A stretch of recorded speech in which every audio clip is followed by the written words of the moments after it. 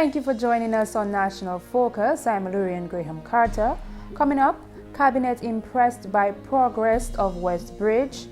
Fire and Ambulance Services presents 2016 workload, and Paix-bouche holds 18th inaugural meeting. Stay with us for the details of these and other stories after this. Child abuse is unacceptable. Child abuse is not cultural, it is criminal. And one child abuse is one too many.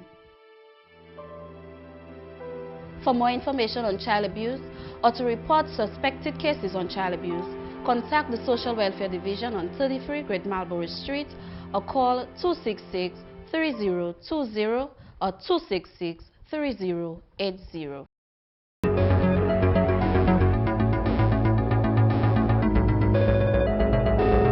Welcome back. The Honorable Prime Minister Dr. Roosevelt Skerrit and members of Cabinet on Tuesday visited the construction site of the new West Bridge. The nation's leader interacted with Senior Project Manager Mike Evans, who took him on a tour of the project and provided an update on the progress of the ongoing work. GIS's Kimani Senja was there and filed this report. After a comprehensive tour of the site, Honorable Prime Minister Roosevelt Skerrit says he is very impressed with the work that has already been done. From all reports, we are satisfied with the quality of work and the efficiency of the execution of the works. We've always indicated to the country that this will be a marvelous piece of infrastructure in Dominica, in our capital city, as a first phase of upgrading our city to a much more modern and user-friendly city. And we look forward to the completion of this. We expect by the first half of this year for the works to be fully completed. And we're very pleased with it. We're very pleased with the quality of the work, the efficiency of it, the engagement of local services, workers, the procurement of the goods and services in the country. So outside of the imported steel frames and so forth, everything has been procured here in Dominica. And we're very pleased with this, and one can appreciate the impact this project has had on the Dominican economy.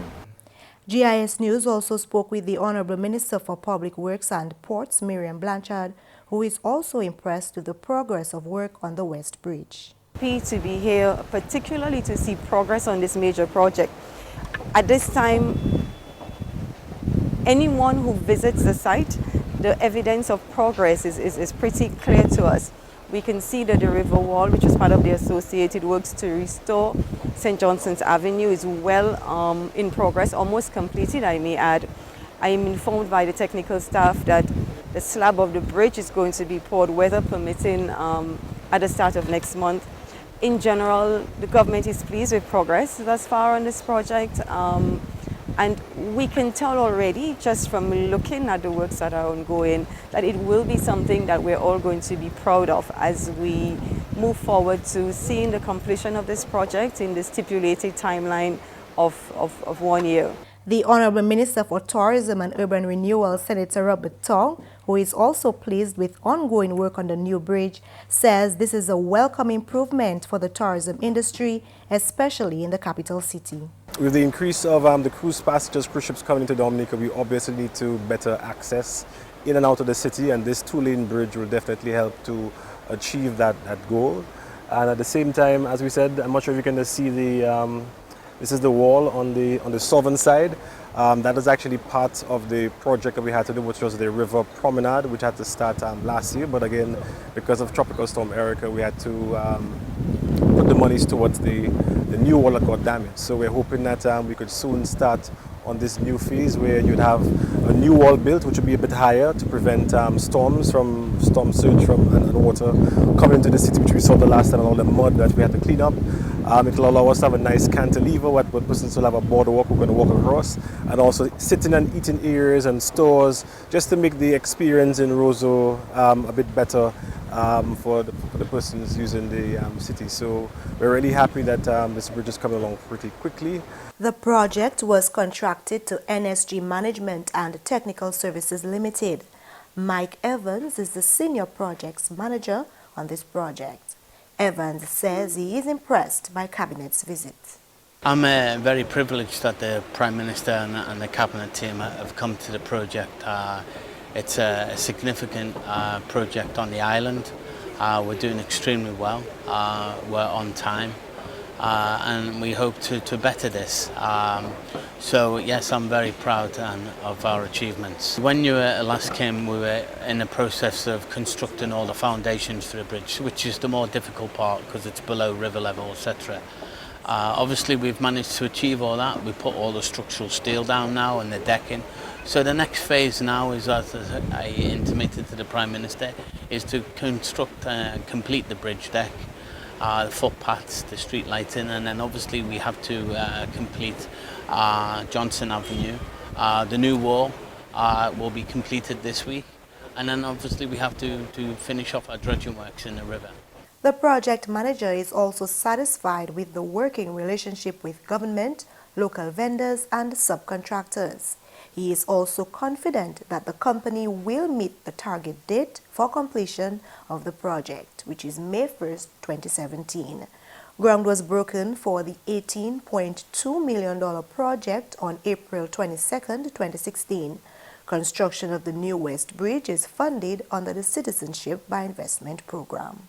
Kimani Sergeant reporting from the West Bridge for GIS News. The Honorable Prime Minister, Dr. Roosevelt Skerrit, took time off from the office to meet with Pirit-Savannah constituents in Bagatelle on Wednesday. The Honorable Prime Minister said this was an opportunity to meet with individuals one-on-one to hear and discuss their concerns. This is not something that's unusual. It's something that we do from time to time. The people who want to see us one-on-one.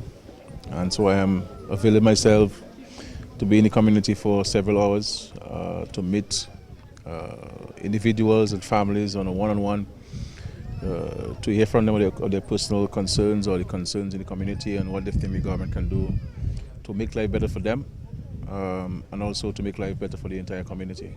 Honorable Skerrit stated he will continue to make himself available to meet with persons in other constituencies around the island. I have made a decision that every month in 2017 I will go to a different village in Dominica. Once I'm in the country every month to have an office day, so that it would reduce or minimize the number of people who have to come to the financial center to meet with myself, because there are many people who like to meet with me but may not have the time or the means of coming to Rosa. And sometimes they do come and they're unable to see me because I may not be available or I may be out of state or something like that. So by coming to these communities, you're able to reach people, reach more people, and to also have the time to listen to the issues one-on-one. Honorable Parliamentary Representative for the Pirit-Savannah constituency, Dr. Kenneth Daru, describes this visit as timely. I think, and I'm sure the views of the people, if you talk to people, think that this visit is a well-timed one. A number of people, as I'm sure he would have told you, have been wanting to meet the Prime Minister on a one-on-one basis. Sometimes they try to come to town to meet him and not meeting him. So the PM has decided to take his office, so to speak, to the communities. Of course, to hear from people. There are a lot of people, a number of people rather would have their own personal needs and personal issues that they think that the Prime Minister can deal with, the office of the Prime Minister, Staff Minister of Finance, and also to hear from the broader community as to what needs to be done. And Resident of Bagatelle, Delane Pascal, said she was happy to have the opportunity to meet with the Prime Minister and believes that this is a good move by government. I'm very happy that the Prime Minister is here today. He's here basically to hear the complaints of the people, the needs of the people, and what is going on in the community. So, having that one-on-one interview with the Prime Minister today, I think it's a good thing, and he should continue going to all other communities. And not just that, he needs to also follow up with the concerns that the people have. So I'm quite pleased that he's here. I myself had the opportunity to speak with him, and it was a good discussion. The Paix-bouche Dodan Village Council held its 18th inaugural meeting on Monday. 5 elected and 3 nominated members will lead the affairs of the community for the next 3 years.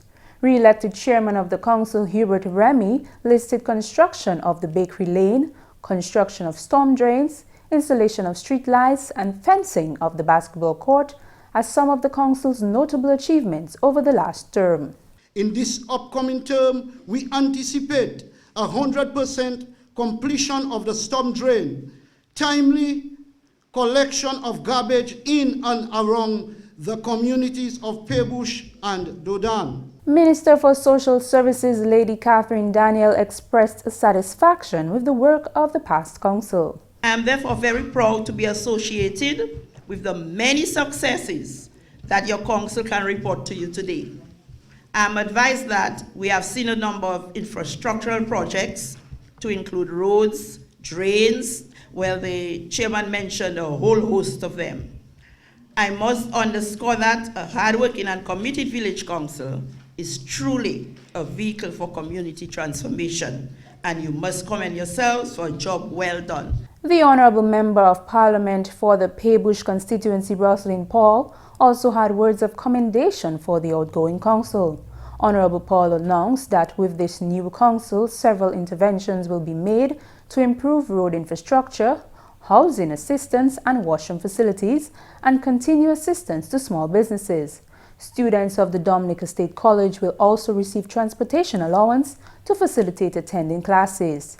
Honourable Paul encouraged the communities to support the new council in its endeavours. To the community, the village council, you can't do it alone. You should not only lend your voice, but your hands, your resources, your expertise, your time and effort to be able to ensure that we have the best communities of Paix-bouche and Dodan in the entire country. It should not be Mwepa Azafe Council. I know some people like to say Mwepa Azafe Council. The community belongs to us. So let the overall development of the community be our greater focus, and this means staying positive and on course. The Dodan community forms part of the Portsmouth constituency. Member of Parliament Ian Douglas informed his constituents that all pit latrines in the community will be eliminated this year and streets will also be upgraded. He says while government is continuing to fund infrastructural development, the onus is on the community to maintain a clean and beautiful surrounding. So government has a broad overall responsibility, yes, to bring about infrastructural development. But the maintenance and upkeep of our homes and our communities is an individual responsibility. Government can give us all the plywood and galvanize and paint we need, but they can never give us a clean and tidy home. That is for us to do. Government can build all the roads we want from Capuchin to Kashaku, but all the cleaning of the drains and the sidewalks and the streets and the roads to sweep our yards and our living spaces will never be achieved if we do not take a collective and tangible effort to keep our communities clean and beautiful. The Paix-bouche Dodan Village Council was first inaugurated in 1961. You're watching National Focus. More when we return. I had a bleeding disorder that I did not know about, and they had to be transfusing me continuously. I got 56 units. Being there at the blood bank, I was like, yo, I'm actually saving someone's life. You never know when you can go. Give blood. I have done it, and believe it or not, it don't hurt. I won't be scared. I'll give. You know you're gonna give blood. I'll make sure she does. Sit down at the blood bank in a comfortable environment for 45 minutes. Helping people. You are stimulating your body to make brand new cells. You get free cookies, you get juice. Glad to know your blood group. Feels good. I felt as a better person. It's a good thing to be alive, and I can thank God that I'm there and I'm enjoying life.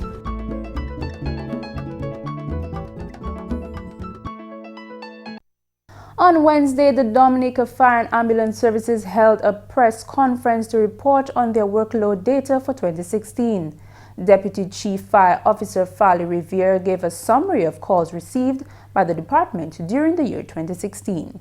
In total, headquarters recorded 3,615 calls for the year. That's ambulance calls. The Portsmouth Fire Station responded to 1,233 ambulance calls. For Melville Hall Fire Station, they recorded a total of 1,011 ambulance calls. For La Plaine, they recorded a total of 502 ambulance calls. Canefield, of course, is without an ambulance station there, so we can go through, bypass the Canefield Fire Station. At Grand Bay, they recorded a total of 1,218 ambulance calls. St. Joseph recorded a total number of 564 ambulance calls. Castlebruce recorded 530 ambulance calls. The total number of calls for the year for the department is 8,673 calls. You record last year, we recorded a total number of 7,042 ambulance calls. We have a difference or an increase of ambulance calls of 1,631 ambulance calls for the year compared to that of last year. He also reported on the special services provided to citizens. The fire and ambulance services provided 96 special services to the country. In terms of our lectures, and that is what helped us to prepare ourselves and to become as efficient as possible. Our lectures numbered 131 for the year. We responded to a total number of 42 accident calls, MVAs, for the year as well. Our drills, which is our practical training sessions, we had 147 of those. And normally we carry out hydrant inspections now and then. We had 30 such activities for the year 2016. Other activities included inspections and training. The Fire Prevention Unit data January to December 2016 reads as follows. Proposed construction, those are plans, occupancy, inspections. We had a total of 336 such inspections for the year from fire prevention. They also carry out training for the general public, general training, certification, drills, fire safety, first aid, CPR training. We totaled 110 of such training to the general public. And we continue to receive requests from the department for such training programs. And we're always willing to provide as long as we have the required personnel to do that. We're always ready to provide the assistance to the general public. Chief Fire Officer Josiah Dupuy emphasized the importance of training within communities. We did touch 3,405 individuals. Those persons received the training done by the Fire Prevention Unit. And I think this is very significant. It is in fact an increase from the last period. So we can conclude really that in 2016, in excess of 3,400 persons learned how to use fire extinguishers, learned concepts of having exit drills in their homes, learned the importance of just practicing good safety at their homes, at their workplaces, and wherever we are. I really want to applaud the Fire Prevention Unit, along with other fire officers, for the tremendous work that we did last year. Chief Dupuy declared that the Dominica Fire and Ambulance Service will remain dedicated in 2017. We recommit ourselves as fire officers to the task of doing the work of firefighters. We recommit to improving in areas that we did not do as well. Following the press conference, Jerry Augustine, Thora Robinson, Ken Bully, Vernon Joseph and Alvin Jarvis were recognized for their exemplary work. In other news, Honorable Minister for Youth, Sports, Culture and Constituency Empowerment, Justina Charles, has expressed that she is pleased to be associated with Dominica's Citizenship by Investment program. The minister was speaking at a handing over ceremony on Thursday where 10 students of the Dominica State College were given checks to assist with financing transportation costs. The minister said financing for that gesture and many other social programs came from funds from Dominica's CBI program, and as a result, she condemns those who seek to damage the reputation of the program. Honorable Charles says by attacking the CBI program, These people are in turn attacking many of Dominica's social programs from which every citizen benefits. When the CBI program is attacked, it means we are attacking the well-being of every citizen. We need to understand that, because the CBI program touches the life of every citizen, whether directly or indirectly. I am happy to be associated with the CBI program, with the government of Dominica, and all of the programs that we are able to implement as a result of the CBI program. Dominica's Citizenship by Investment program was enacted into law in 1993. The program allows foreign investors to obtain full legal citizenship and passports for an investor and their family where that investor has made a significant investment in Dominica, which qualifies under the Citizenship by Investment regulations.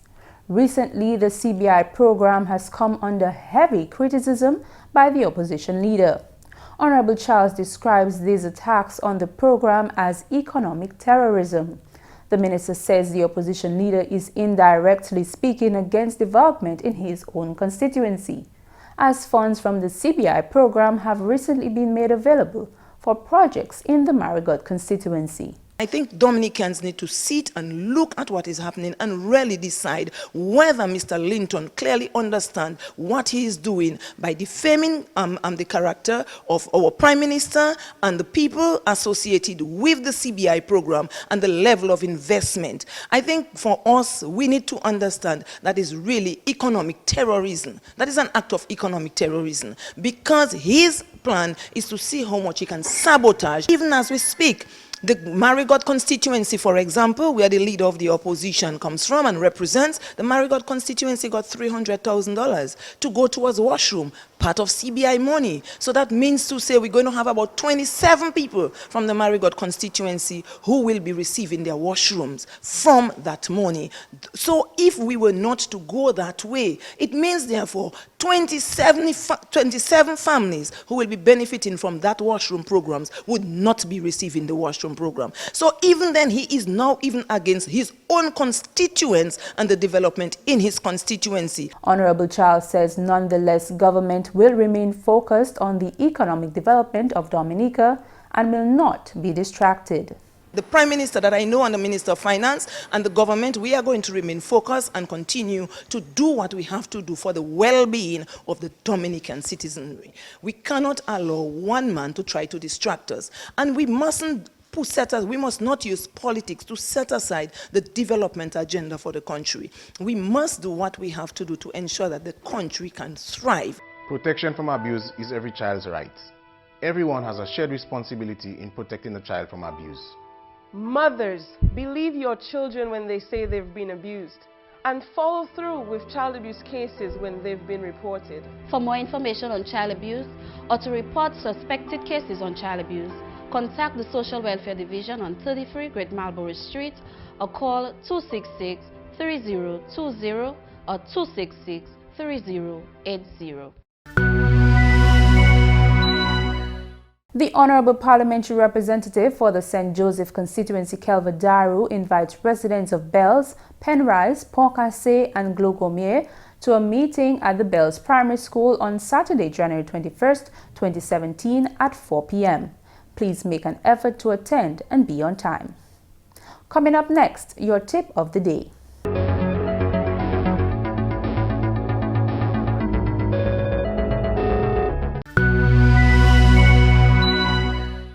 Here are a few tips to help family members of an addict to cope. Learn as much as possible about addiction. Connect with understanding peers. Go to family therapy. Prepare meals and eat them as a family. Manage expectations. Get regular exercise and adhere to formal sleep and wake schedules. That's all for this edition of National Focus. We always welcome your suggestions and comments. Drop us an email at gis@dominica.gov.dm or visit our website news.gov.dm. Like our Facebook page, facebook.com/GIS News Dominica, and follow our Twitter at GIS Dominica. You can also catch up on past National Focus newscasts on our GIS Dominica YouTube channel. Live streaming is also available on our YouTube channel 24 hours a day. From all of us here on the GIS News production team, I'm Lourianne Graham-Carter. Thanks for watching and join us again next time on National Focus.